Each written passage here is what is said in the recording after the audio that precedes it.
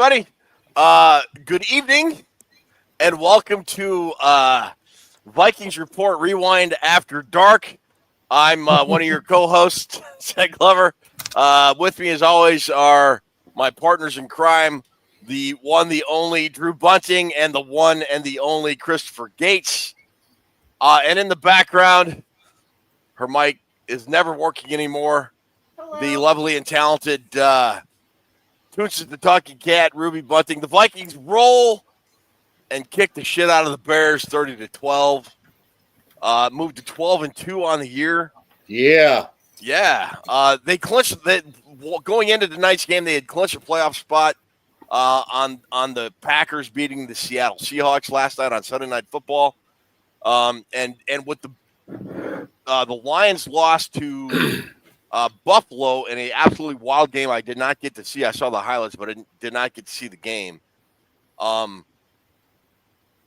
Guys, the Vikings control their destiny, man. They not only control their fate for the NFC North, but for the most part, I mean, barring I know like it could come down to like strength of schedule or whatever, but they essentially control the number one seed. If they can win out, they're more than likely going to win not only the NFC North, but the number one seed in the NFC.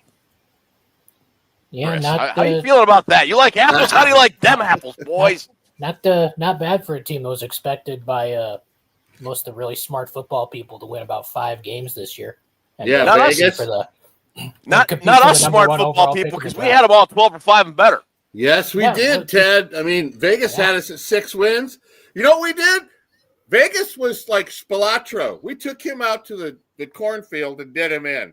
Like Mr. Spilatro. 6 wins, my ass. We doubled that, baby. Doubled it. Welcome, everybody, into the show tonight. I know Tallis is here. I don't know if Reggie's here. I don't know who's all here, but you got to be happy with 12-2. Of course, I'm angry in the first half, and then I'm happy in the second half. I'm a Viking fan, Ted. Chris, how are you feeling that first half? We all know how Drew is. If the Vikings don't jump out to a 24-0 lead after their first 4 possessions, he's rage texting. This team sucks. Why can't they get their shit together? I don't go full on. I'm done watching this team. I don't do that. You don't. I specifically point to the problems of why it's sitting it there. But yeah, I do go overboard. Sorry. Play calling sucks. Execution sucks. After the first half, I mean, it should have been a whole lot bigger lead than it was. The Vikings kind of pissed away some opportunities here and there, but they still didn't allow any points in the first half. They were up 13-0.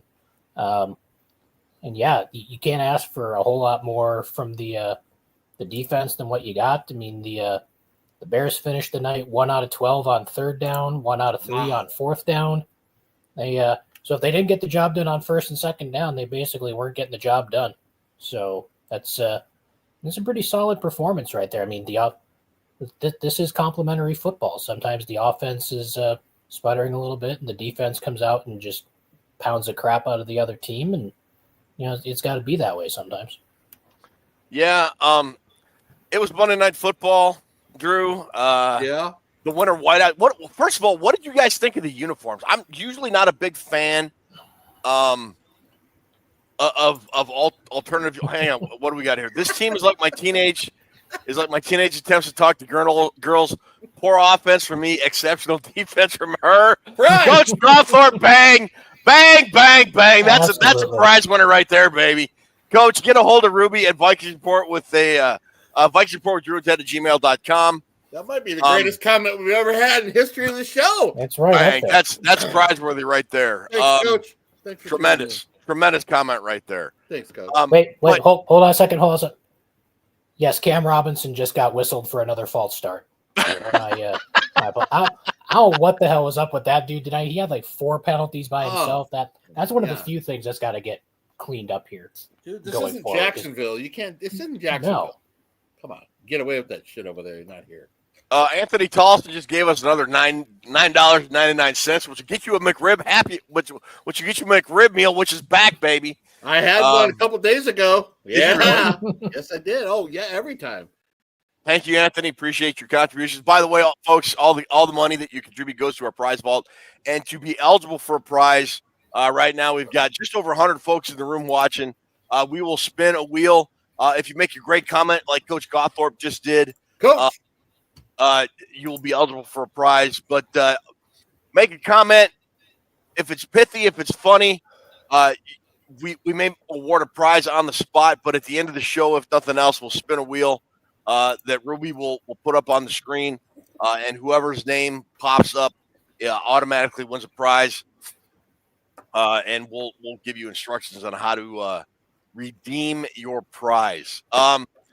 Vikings Uncensored. Robinson looked like Todd Stussy tonight, handing out penalties like Oprah. Yeah, that was rough. It reminded me it was sloppy tonight. Chris, if you get a chance, if you could pull up team stats, how many penalties the Vikings had? I was one of their most 10 for 56. Yeah, 10 for 56, and the Bears had 9 for 93. 10 is not our deal. That's not. No. We haven't had 10 penalties in a long. I don't think all season. I don't think they have had more penalties in a game than the opponent since Jacksonville, probably. I'd have to go look at it. Yeah, you have to dig all that up. Way too many penalties, but they've been cleaning up the penalties, so I'm not going to rip them too much. This game they were due for a penalty-ridden game, and this was it. But going back to the whiteout thing, I thought the crowd whiteout thing was badass. Yeah, it was cool. It was cool. Kind of like that more than the uniforms, to be honest, dude.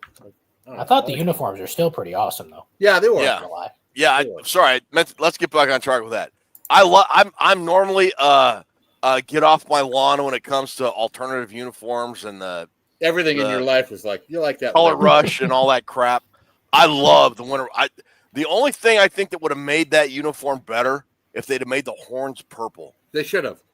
Absolutely. They should have made the helmet some accent to make it stand out more. I thought the same thing.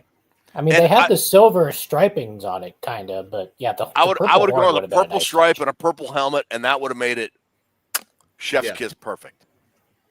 Yeah, I think so. No, it was still pretty badass. It was still. I really liked. I got the J.J. McCarthy Winter Warrior jersey. Well, good thing is we'll see him back. You blow that game, you're never going to see those uniforms ever again. Yeah. So I like the different look. I like the crowd. Everybody was into it. It seemed like it was good spirited affair. Yeah, it was kind of a neat atmosphere, kind of like a college atmosphere. U.S. Bank was tonight with the whiteout and the Winter Warrior jerseys and all that kind of stuff. I really enjoyed it. It was kind of cool. Let's break this game down. What do people think about the first quarter, second quarter, third quarter? What do you think? I thought it was. You were right. It was kind of a slow start. I as much as I rip you through sometimes in our game texts about, Go ahead, say it, man. I'm about bitching about the Vikings start.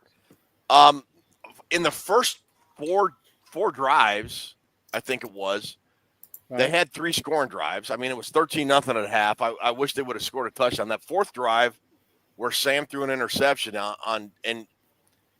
I think it was that same drive, Chris. Correct me if I'm wrong, but that was the drive where Jefferson dropped what would have been the wide open touchdown. Yeah, and the guy drops a pass like once every 2 years. I'm not going to get mad at Justin Jefferson for that, but shit happens, and it happened there. And nobody feels worse about it than now. Guaranteed. Now on fourth down, I wasn't totally. I said on social media that they should go for it. I didn't have any problem with going for it. Kick the field goal. No. No. All right. So here's the thing. Here's the thing that kind of bugs me about Drew Bunting sometimes. You talk about them being Drew Bunting won 4 straight. Michigan, Ohio State. Now he has to think about it. Bug him. Oh yeah, apples and oranges. We're talking about the Vikings now. No. Okay, go ahead. You want them to be aggressive. Okay, go ahead. Say your piece. You want them to be aggressive and blow out the Bears, right? I do want them to always be aggressive. But I have an answer for that. I have a retort, Ted. Oh, okay. And it's 4th and 2 from the 27, and it was 13-0 already at the time. Am I wrong on that? No. That's what 10-0. Was it 10-0? 10-0. Was it 13? No, it was 10 to nothing. It was 10 to nothing. It was 13. Are you sure? I believe it was 13 to nothing. I thought it was 10 when we went for it. And no, you're right. You're right. It was only 10 to nothing. Only 10 to nothing. All right. Correct. Okay. But the Bears are a very bad football team. It's 4th and 2 from the Bears, 26, 27, whatever it was? Yeah, something like that. The Vikings had been moving the ball very well all night on offense. If you get a first down there and you go in and you score a touchdown, you're up 17 to nothing at that point. If it wasn't 13, I thought they were up 13-0. I thought they'd go up 20-0, whatever. And the game is essentially over at that point. The Bears are ready to quit. And even if you don't score a touchdown there, which they didn't, you've got the Bears pinned deep. I mean, I really don't know what you want. I mean, you want to be aggressive. Sure, I want to be aggressive. And you bitch when they kick field goals and don't score touchdowns. Go ahead, retort. I watch it from a situational standpoint. Every game's different. We had a game where we played Cleveland a few years ago. We did a show after the Cleveland game. They beat us 14-7. And you said, I was happy Zimmer went for it on that first drive. And I said, no, it's a situational game. Cleveland's got a great defense. You take the points when you can get the points. Not that I'm going to refer back to that, but that's kind of what I'm talking about with situational football. I want to be aggressive all the time. But I also look at the game flow. How is the game going? At that point, we're 10-0. We're a little bit sluggish. I wanted to kick the field goal, go up 13, kick it off, and we'll take it from there and see what happens. I was strongly against, at that point, going for it on that down. In other situations, Ted, I'll be glad to be aggressive. I go from how I feel and my gut feeling and my heart right when it's happening. And when the third down was over, I thought, when they started walking towards the line, I told Toonsis, this is a mistake. You got to take the field goal while you have it. I mean, I get everything you're saying. You get the touchdown. If this happens, you put the Bears. But it didn't happen. It ended up being the wrong decision. I wanted to take the 3 right there, but that doesn't necessarily mean next week I want to take the 3. Every game is different. Every game rolls and flows differently. Right at that point, I felt like we needed the field goal to keep building points off what was going on. Like I felt when the Bears had that went for it on 4th down in the first drive, what an asinine decision that was by the Bears coach. See, now I thought that was a good decision because you're 4-9 at that point. You're not going to the playoffs. Yeah, you've got nothing to lose. But the game. But you might as well try and. Well, later in the game they didn't go for it at all, Ted. So why go for it when it's 0? Come on, dude. You got to kick the ball. It's the beginning of the game. What are the Bears thinking? They're not down 27-0 like that. Later on, when they went for it again, it was 10-0, and they went for it again instead of kicking the field goal. Yes, it's still 10-0, jackass. Why are they going for it again? I couldn't believe that Bears coach is an idiot. I would think it would try to gain some momentum and get on top early. And then why did they punt it all during the whole game? If you're going to go for it on the first drive, you know, keep going for it. What do you got to lose, right? Chris, interrupt this argument. Go ahead. I will agree with Drew. I thought the Bears' first decision to go for it on that first drive was that was Dan Campbell levels of dumb. Really dumb. You know, if you're even at midfield, because they were around midfield, weren't they? They were at the 30-yard line or something. Yeah, they were at their own 39. It's the first drive of the game. Yeah, that didn't make any sense to me. Okay. I told you guys on the preview show, Thomas Brown's a terrible coach. He was a terrible offensive coordinator. He was a terrible offensive coordinator in Carolina. He was a terrible offensive coordinator in Chicago. And now he's a terrible head coach in Chicago. And in about 3 weeks, he's going to be out of a job. Who in the chat thinks that was a good play? Good idea to do that. Go for it on that first drive. Yeah, I don't think that was a good call by the Bears. I mean, I liked it because, you know, it worked out poorly for them. But, you know, if I was a Bears fan, I would have been pissed off about that. Tell me about the 4th down the Vikings went for when I wanted the field goal, Ted. I mean, Chris, what do you guys think? What were your thoughts on that? I mean, I kind of had the same mentality that Ted did. You know, you're up 10-0. The Bears are terrible. Quiet, Ohio State. You have no standing here. You put the ball in the end zone there. True haters. You put the ball in the end zone there. It's 17-0, and the Bears are getting ready to get on the bus and go home. I get all that. So, hindsight, you can't play the game with hindsight. I thought it was the right decision to go for it. Okay. I didn't have that big a problem with it. And somebody earlier said that was a bad interception by Darnold. And it was. At least have a better play. Can we have a better play on 4th and 2? Am I fair enough to say that? I mean, I don't. There were some. I agree with you. There were some sketchy play calls. There was one, I think, in the third quarter. They had like a 3rd and 2 or 3rd and 3. And Sam threw it like 15, 20 yards downfield on a sideline throw to JJ that had almost a 10% chance of getting completed when you could have. I don't know, whatever. Steve Schiller says Darnold was a bit off tonight. Chris, you mentioned this in our chat, and they showed it on the replay. Darnold was making a throw kind of early in the game. I think in the first half, his hand hit the helmet of I think it was a Vikings offensive lineman. It was. I think he was missing high a lot, and I don't know if that had anything to do with the hand issue. I mean, he wasn't super accurate. He was like 24 for 40 tonight. Usually he's more accurate than that. Yeah. And he missed a lot of throws high over his receivers' heads. It seems kind of out of character for Darnold from what we've seen so far. Of course, after I started complaining about that, he threw that absolute bullet to Justin Jefferson down to the 1 yard line that set up the Aaron Jones touchdown.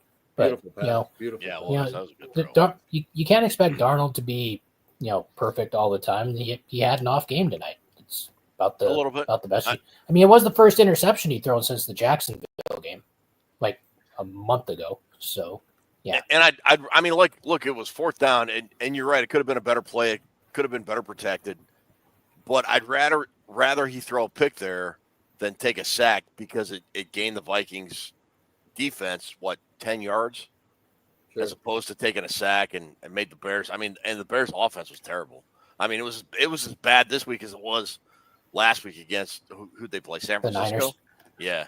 Yep. Or kick it and go up 13-0. Well, no. Or go for it and go for the throat like you always want them to do every week. I don't always want them to do that. Yeah. Coach Gothard says throwing hand pinky, I think, definitely affects velocity. As weird as that sounds, no, it does, and accuracy too. We need to discuss the offensive line because Toonces and I were talking about it, and I know people in the chat are thinking about it. Yeah, I don't want to lay everything on the offensive line because I think Darnold does hold it too long, and I think we're all in agreement with that. But where Chris is where do you put the defining where do you divide the thing? Where is it Darnold's fault compared to because the O-line, Bradbury's terrible. That guy shouldn't even be playing. I hate that guy. He's terrible. But where do you blame the offensive line in comparison to Darnold's time to throw? Where do you lay the pie chart on that thing? It's tough. I talked to Tune says we don't know. I think it's kind of equal. There are plenty of times where you're yelling at Darnold to get rid of the damn ball when he's standing there scanning the field, looking around. But he's also had plenty of times where he's gotten to the top of his drop back and there's a guy in his lap already. So, like you said, a lot of it, and I hate to keep going back to the Darisaw injury, but that obviously has really affected this offensive line. You don't just lose a guy like that. Rhino just pointed out that Blake Brandel started the season outstanding, and now he's kind of dropped off. Great. The Dalton Risner, Ed Ingram kind of thing at right guard hasn't been great. Brian O'Neill scares the hell out of us by getting leg whipped or whatever on the first drive of the game, and apparently he's back. I think someone put in the comments section that he said his knee's probably going to be sore tomorrow, but there's no structural issues. Thank goodness for that. So I think that was Rhino earlier that mentioned. He said his knee's going to be sore, but he should be okay. So that's good. But I think it's kind of a 50-50 split between how long Darnold holds the ball sometimes, and sometimes he just doesn't have any choices. There's a dude just after him immediately. But I that said, I do like Sam's mobility in the pocket, and his ability to get out of good. Wow, good morning from Liechtenstein. What a good way. Hello, to start Nicole from Liechtenstein. Yeah. Where's Liechtenstein? That sounds like a place I need to go to. Tonight, let it be Liechtenstein. Yeah. It's very small country in Europe. What? Yeah. What country? It's by in Europe? I think it's by like Germany. Oh, that's Austria a country. I thought it was a city. No. It's a very, very small country. It's not a body part, for God's sake. Hello. No. Hello to Liechtenstein. I'm going to make it out there one day, Liechtenstein. Well, welcome. Thank you for joining us. Yeah. I think the one thing the Vikings decided from an organizational standpoint is that we could deal with a weak interior offensive line because we have a mobile quarterback in Sam Darnold this year and J.J. McCarthy next year. So we can hold off dealing with that weakness because we've got a guy that is not Kirk Cousins that can deal with interior pressure and can climb the pocket and just kind of avoid those occasional rushes. Okay. And for the most part, I think that's worked out. There are times tonight, when the Bears were going to send like 6 or 7 guys, Darnold didn't have a chance. But I agree. Risner and I think Risner and Ed Ingram is a wash. I'm kind of done with Bradbury. That's just me. And I thought, was it Rhino that said Randall just has kind of plateaued and just dropped back down from where he was from early in the season. Yeah. And I think Cam Robinson had a rough night, but I think overall he's a good fill-in for Darisaw. I think he's he is. I think it was Tollison that said, I don't care what anybody says, Cam Robinson isn't good. Shut up, Anthony. Come on, Tollison. He is. God, what are you going to do at the trade deadline when like a top 2 or 3 left tackle in the league is gone for the season? You're not going to just give up and do nothing. You're going to go out and get the best you can get. And Come on, Anthony Caligula. Yeah. Rhino says the Vikings need 3 interior offensive linemen. I do agree with that.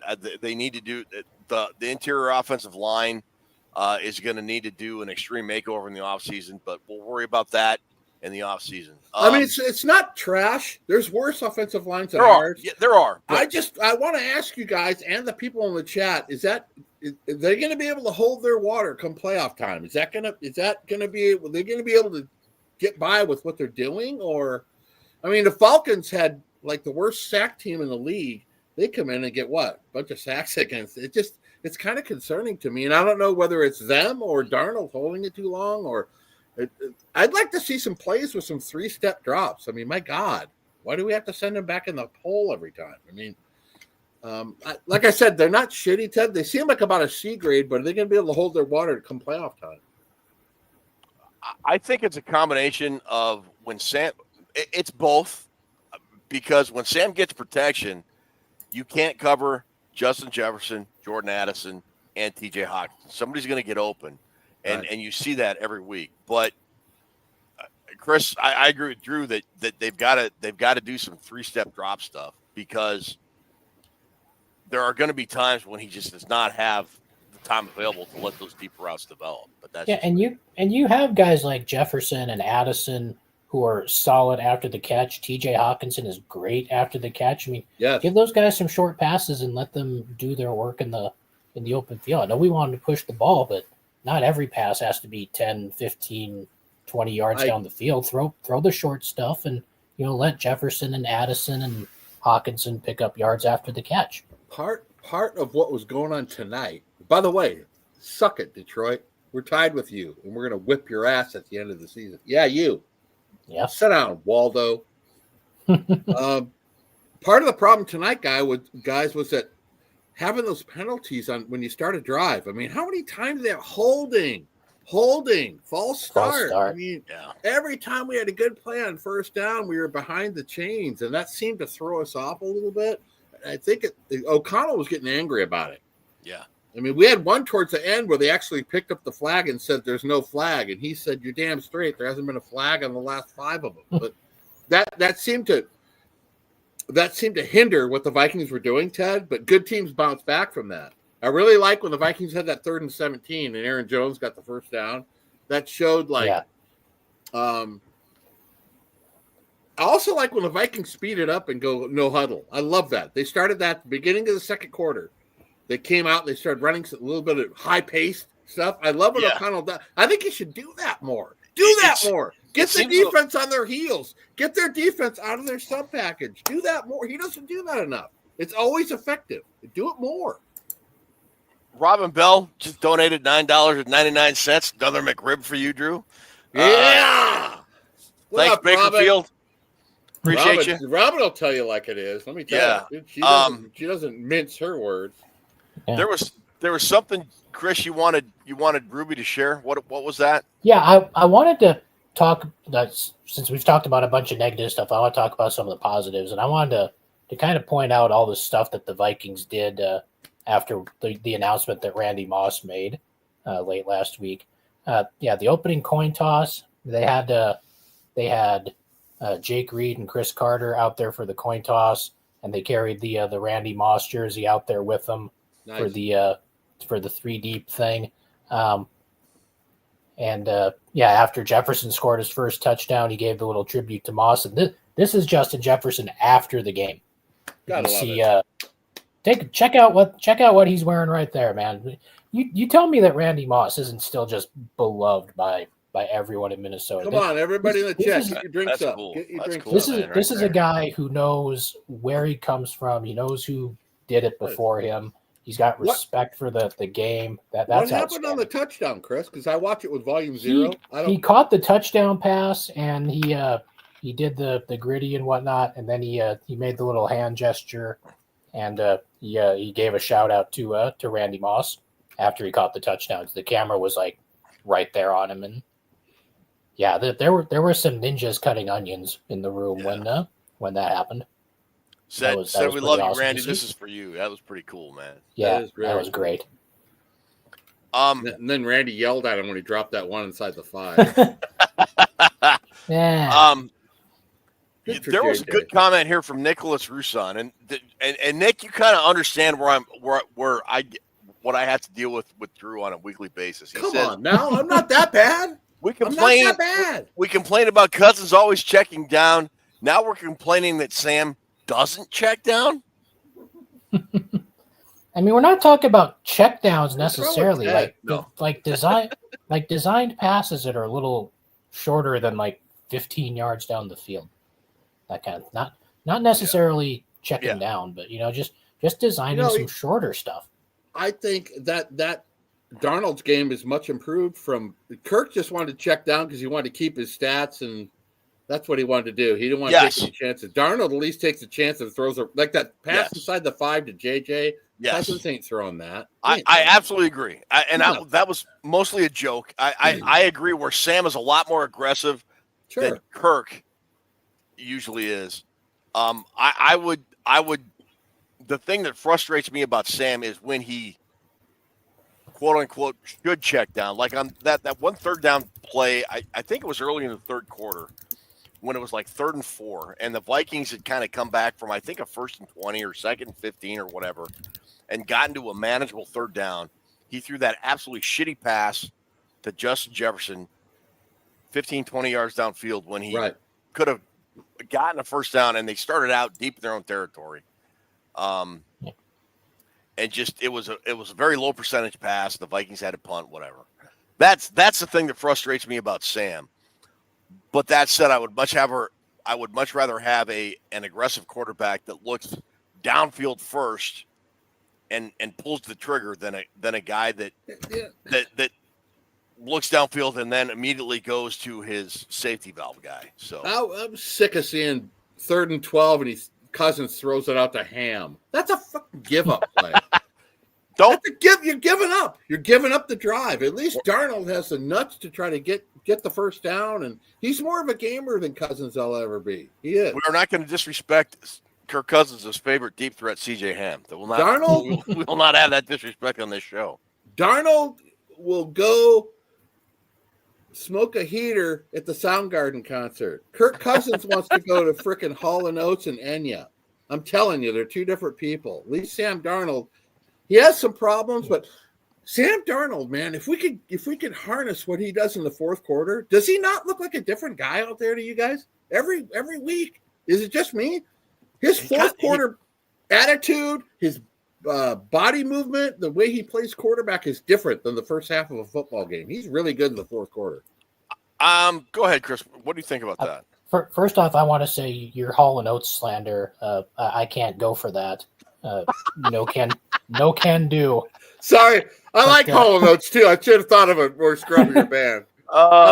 Big Daryl Hall, you do great work. But I'm not even sure that this offense has its moments. It has moments where it's not great, and yeah, I mean, no, he is a musical genius. He is. He is. No, I'm in agreement. I chose the wrong band. I should have. You're getting a lot of hate on Hall & Oates right now, Drew. No, I like Hall. I'm a big Hall & Oates man eater. I like all that stuff, man. I'm a big Hall & Oates guy. So you could say Sam Darnold is in fact a man eater in the fourth quarter. No, Sam Darnold is Soundgarden and Kirk Cousins. Somebody picked the band Kirk Cousins. The Enya thing was fine. I just don't get where you put Hall & Oates and Enya on the same wavelength. Yeah. Okay. I stand corrected, everybody. You were, Drew, you were. I don't disagree with you that in the first half the Vikings were struggling to kind of put Chicago away, or put the game out of reach. But I made the observation that when they went down and scored that first touchdown in the second half to make it, I believe it was 20-3. Right. There was no coincidence that on that drive is when the Vikings running game started figuring itself out. Aaron Jones got some chunk plays. I don't care what you say about Akers. He's fantastic. Cam Akers is a good running back. He's okay. He's all right. Ruby, what is wrong with it? He made these big-ass money clutch third down runs, and Ted still doesn't like it. What does Cam Akers have to do? Does he have to Venmo money to you or something? Okay, sure, if he wants to. What do you have against Cam Akers? Tell me what you don't like about him. For every decent run Cam Akers has, this is just my opinion. I'd have to go back to the bad runs, decent runs and bad runs. Is that what you're talking about? Yeah, for every good run I think Cam Akers has, and he'll pull and he'll rip one off for 9 or 10 yards. It feels like he has 2 or 3 negative yard run plays, and that is so wrong. I can't even. I can't go for that. No, no can do. Now, I don't have a problem with Cam Akers either. But if he wants to Venmo me money, I'm not going to turn him down. Cam Akers, runs and a lot of times called upon in the fourth quarter, Chris, to keep these drives alive, to get the 3rd and 2. Look at that run he made tonight. He was stopped in the backfield, got the first down, moved the chains, kept the clock going. That's what Cam Akers does. The guy. I don't even know how you can say for as many good runs compared to his bad ones. Tell me about his bad ones. Show me the bad ones he has.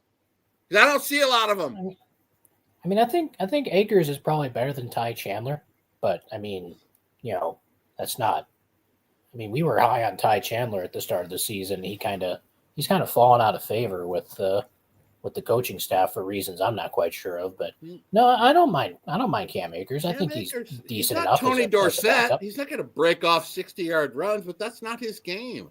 The Vikings call on him, Ted. Say what you want, Ted. They call on Akers at crucial parts of their game. Crucial is when they expect him to deliver. And he delivers during the crucial time, not during the first quarter when nothing matters. They bring him in. A lot of times in these games, Ted, why is he in there in the fourth quarter and not Aaron Jones? A lot of times it's Akers. I think it's because more wear and tear to keep Aaron Jones fresher later in the season, because we are 14 games, 15 weeks into the season, and Aaron Jones is still relatively healthy. I think it's because he doesn't put it on the carpet. That's what I think. He doesn't fumble it. Let's go up. Hang on. We just passed it, but somebody agreed with me here. Let's see. Must be high on meth. No, probably sober, more sober than us. What is the best Hall & Oates song they ever wrote? Come on, shoot me one. Oh, here we go. Ethan Rogers. Sorry, Drew. Ted is right about Akers. Solution is don't give him the ball. The ones where he's going to go for no gain, just don't give it to him then. Although I will say, Aaron Jones has a bunch of no gain carries. Count them up. I just have no faith in Akers. I just don't. I don't have faith in the Vikings running game in general. Although I will give credit to Akers. I think Akers was when they got the ball on the 1 yard line for the dagger score, he punched it in from the 1, which on first down the Vikings try to play action roll out. And I'm like, oh, here we go. Well, there's for another field goal. There's something about Akers, Ted and Chris. They like Akers for some reason in certain situations. They like Akers. They like to give him the rock in the fourth quarter. There's something they see that maybe we don't. And the best Hall & Oates song is probably, what's that one I'm thinking of about? I think Rich Girl is right up at the top of the list. Yeah. Sarah. It's something different than Sarah. Hang on. Hold on. We got a prize winner right here. Oh, no. Josh, I'm going to butcher your last name. Josh. Muki? I feel sorry for Cam Akers' girlfriend. Cannot find the hole. Bada boom! Oh, that is. Hi-yo. We're sending that through to Cam Akers. We'll let him respond to you on that one. Josh, get a hold of Ruby at VikingsReport@gmail.com. That won a prize right there. Can't find the hole, but he finds pay dirt, doesn't he? Yeah, he sure does. I want to say this before I lost track of. You were talking about Darnold. Yeah. At this point, we see 14 games in. We see patterns with people, with players, with running backs, wideouts, defensive linemen, whatever. The thing I could say about Darnold, you guys, is every time I'm watching a game, every single time I'm watching a game, there seems to be a point in the game where I say, man, we need a drive right here, right now. We need a drive. Whether it's the Packers or whatever, teams are coming back. We need a dagger drive. Darnold delivers almost every. I think he's delivered every time I've had that feeling watching a game. You know, when you're watching a game, you're thinking, man, we really need a drive right here. He seems to come through late in games with these big, long drives that save us. And that's not a coincidence. He throws bad passes during the game, but crunch time, Sam Darnold has been money this season. Yeah. And I wanted to throw that out there because I think that gets overlooked. When we need a drive early in the season, we had to go down and score, or that Darnold's been great with that. And I know he's not a superstar. He's not Josh Allen, but we don't need him to be. We need him to be to Sam Darnold. We've really talked about the offense. We've only talked about the defense a little bit. We talked a little bit about that stop on 4th and 1 on the first drive. They had 2 fourth-down stops. I thought the defense played exceptionally well again, a lot better than in the first game against the Bears, where they had to go to overtime, coughed up a 2-score lead in the last 2 minutes of the game. Caleb Williams looked terrible tonight. I don't know if he's just not seeing the field, but he had some wide open wide receivers. He didn't throw it. He also had some wide open receivers where he just missed the receiver. Dallas Turner got a sack on a generational quarterback from his knees. That was a bee's knee sack, quite honestly, if we can be honest. You're the bee's knees. You've been the most popular guy in school. Yeah, and there was that first sack where dude just got absolutely smoked by Jonathan Grenard. I thought he killed Caleb Williams. The Vikings defense looked great tonight. I'm happy they did it, but I don't know what the hell the Bears were thinking, taking a 3rd-round draft pick that had played 50 snaps all year and giving him his first start in this environment. Come on. I mean, Bears took a punter in the 4th round, Chris. Well, yeah, but he's the punter from Iowa. I mean, nobody has more experience than the punter from Iowa. Lord knows you got to snatch up those punters in the early rounds. Yeah, but no, I mean the defense played a hell of a game. I mean, they were a couple minutes away from not giving up a touchdown. Again, they got that pass to Keenan Allen that wound up not mattering. Had a couple 4th down stops, and like I said earlier, they were between third downs and fourth downs, the Bears were hold on, let me get between third downs and fourth downs, the Bears were 2 out of 15 on the night. They went 1 out of 12 on third down and 1 out of 3 on fourth down. How do you feel about the run defense, Ted? Chris, tonight? Chris, go ahead. Swift had a couple of decent carries. I mean, what did he average here? He averaged about 4 yards a carry. He had 19 for 79 yards. He had a few bigger runs, but I thought for the most part they did a decent job. There was a stretch there where them handing the ball to DJ Moore was their most successful offensive move. He had 3 carries for 24 yards, but they stood up when they needed to. I mean, when the Bears got down to the 1 yard line, they had that stupid play where the offensive lineman decided not to report as eligible. That would have been a touchdown. And, then they tried to run it in a couple more times and the Vikings stopped them. And then they got more dumb penalties and they wound up kicking a field goal. So that was the big defense did everything. Game. Big. The defense did everything you could have asked of them tonight, I think. I was kind of based on how the Vikings played the Bears running game a month ago or whatever it was 3 weeks ago. I was a little bit slightly unimpressed because they had less than 75 yards rushing the last time they played, and Caleb Williams had like a big 30-plus yard run, 30 or 31 yard run on one play. I thought the Bears did a much better job running the ball tonight against the Vikings than they did in Chicago. Yeah. Ivan Pace didn't play tonight, which I think played into that somewhat. But overall, I thought they did a good job for the most part containing Caleb Williams. That kid looked like he was shell-shocked. I think he could have applied for a VA disability rating and gotten about 75 or 80%. That guy was Houdini in a lot of plays, though. I mean, he was. But he got his ass beat tonight. He sure did. I don't, Drew. You're still high on the kid. I think going to Chicago is going to ruin him. I just do. And it doesn't matter who got drafted by the Bears, but I think he's. Anyways, I think he's still got a future. I don't know if it's there in Chicago either, but when you watch him play, you see he's on the verge of. He's no wussy. He's a gamer. He wants to win games, and that's what you got to ask out of your quarterback. I thought the Bears' running attack started working, and then they would get away from it. Yeah, they kind of got away from it when they were rolling with it, and I was happy about that because I think it was a little bit of miscoaching there, but they took care of that bubble screen. Remember, I was talking about that in the preview about how sick I was seeing Moore catch that bubble screen and Keenan Allen. The Vikings seemed like they were ready for it tonight, guys. As a matter of fact, they almost picked off one of them on the bubble screen. Yep. They almost intercepted one. It came close to it, but every time the bubble screen went out, Ted, the Vikings swarmed it. So I know they've been talking about it, not just us on our previous show. They've been talking about it because they played it much better tonight. And the Bears certainly tried it again. They tried to steal yards with that bubble screen, but it was not working tonight, Chris Gates. No, it wasn't.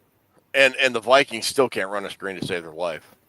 No. God, if they had a screen team, they'd score 60 a week. The last good screen they ran was against the 49ers, and Jones fumbled it on the one or whatever. They had a screen game. They would be unbelievably hard to stop. They would. I mean, I just don't get why they're so bad at it. I don't understand. I don't either. But all right. Look, we were running up on 45 minutes. I gotta go to bed soon, and I gotta work tomorrow. So we're gonna bring Ruby on and the Wheel of Destiny. Yeah. There we go. We got a lot of names out there. Wow, that's colorful tonight. Yeah. Woo. There's Chucky Litwin. I see Chucky Litwin on there. Who is the big winner tonight? Is it Erickson? Like Andrew Erickson. Erickson, who's now in third place for No One Cares About Your Fantasy Team. He's making a move in our contest also. So good job, Erickson. Andrew Erickson, congratulations. Get a hold of Ruby at Vikings Report with DrewandTed.com. She'll send you the song with Bitch in it. It had Bitch in it. All in Notes. Bitch Girl? That's Rich Girl. Rich Girl. That's a good song. I like that. Oh, yeah? I think that's one of their best songs. Absolutely. Okay. I wanted to get that out there before I forgot about it. I gotta also go. my face looks like Dan Campbell right now. I gotta shave this shit. It's terrible. I don't want to look like that guy, Ted. I like Private Eyes. I think that's probably yeah. I gotta go with Private Eyes. I think That's anyway. better than Rich Girl. You're a rich girl. Yeah, that's a good song. I like Private Eyes. I don't know. Yeah. Anyways, but for all our prize winners tonight, get a hold of Ruby at VikingsReportDrewandTed@gmail.com. She will send you a link to our prize vault. You can. Ethan Rogers, late entry says you make my dreams come true. That's another solid one. That's a solid entry right there. That is a good song. That. I'm gonna have to throw on some Hall & Oates music on the shuffle and listen to that on the way into work tomorrow. I don't know. Man-Eater, Rich Man-Eater's Girl, good song. Rich Girl. Private Eyes is right up there. Private Eyes is right there. A lot of good Hall & Oates tunes. Sarah Smile, wasn't that them? Yeah. That's a little, yeah. Dude, say what you. God, I feel so bad about ripping them earlier. They you should. As well, you should. I apologize to everybody out there. She's gone. Another good one. She's gone. Like if you want to crawl into a bottle of Jack after you break up with a girl, she's gone. I did that in my youth once or twice. Chris, give Ted a prize. That's prize money right there. Yeah, Ted. Well, if Ted tries to get in contact with Ruby for the prize ball, she's just going to say no. All right, look, Tollison, Cam Robinson wants you to call him and meet him in an alleyway to beat your ass. All right, look, you guys figure out for everybody in the chat room. Thanks for joining us tonight. Get yourself a good Hall & Oates playlist. Listen to it on the way into work tomorrow. Hey, what? Hey, it's working. The money shot's working. Look at that. For Drew, for Chris, for Ted, for Drew, for Chris, for Ted, for Drew, for Chris, for Ruby, I'm Ted. Thanks for joining us. Vikings moved to 12-2. Hot on the heels of a battered Detroit Lions team.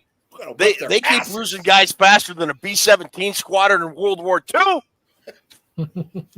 We're going to catch them and get home field before this is all said and done. Mark my words. Skol Vikings.